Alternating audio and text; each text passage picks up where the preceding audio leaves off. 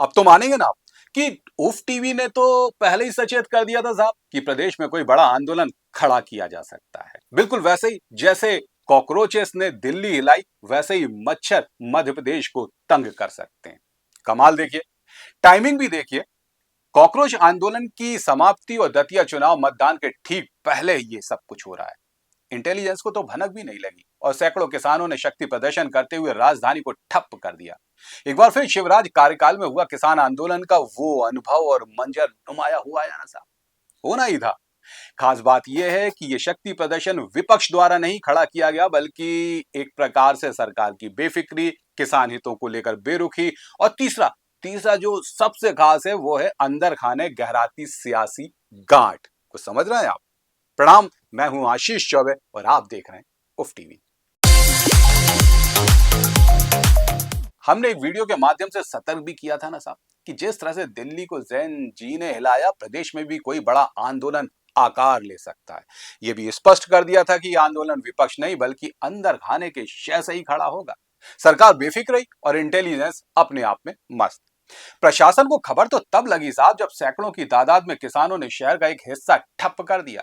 नवदापुरम से लेकर भोपाल तक तकरीबन तकरीबन 15 बैरिकेड्स को धराशायी कर पुलिस बल को ठेंगा दिखाते हुए ये किसान शहर की सीमा में बेहद आसानी से पहुंच गए। संयुक्त किसान मोर्चा के बैनर तले इस किसान क्रांति रैली के चलते मानो शहर बेबस सा हो गया और सरकार दंग।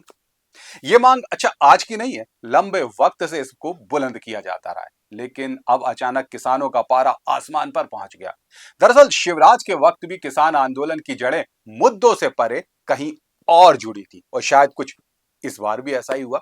मतलब प्रदेश की व्यवस्थाओं को लेकर अंदरूनी तौर पर मोर्चा खोलने की।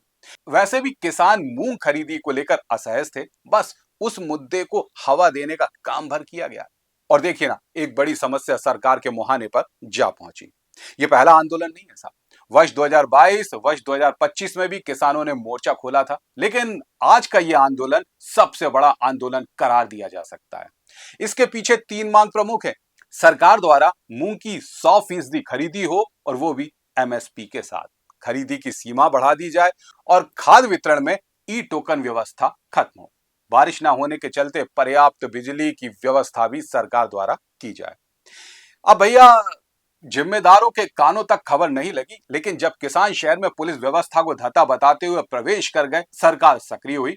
कृषि मंत्री एदल सिंह कंसाना ने कृषि प्रतिनिधि मंडल से बात करके मसला सुलझाने का प्रयास किया, लेकिन बात ना बन सकी। आखिरकार कृषि मंत्री ने केंद्र को मांगों से जुड़ा एक अनुरोध पत्र लिख दिया है। यहाँ मध्य प्रदेश सरकार ने कृषि मंत्री की अगुवाई में 3 सदस्यीय समिति का गठन किया है, जो किसानों से चर्चा कर मसले का हल निकालने की कोशिश करेगी।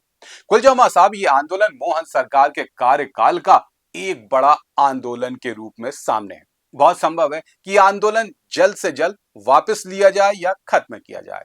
किसानों की मांग का निराकरण भी हो, लेकिन यह बात तो स्पष्ट है ना साहब कि अंदर खाने का उबाल अब खुलकर उफ सामने आने ही लगा है।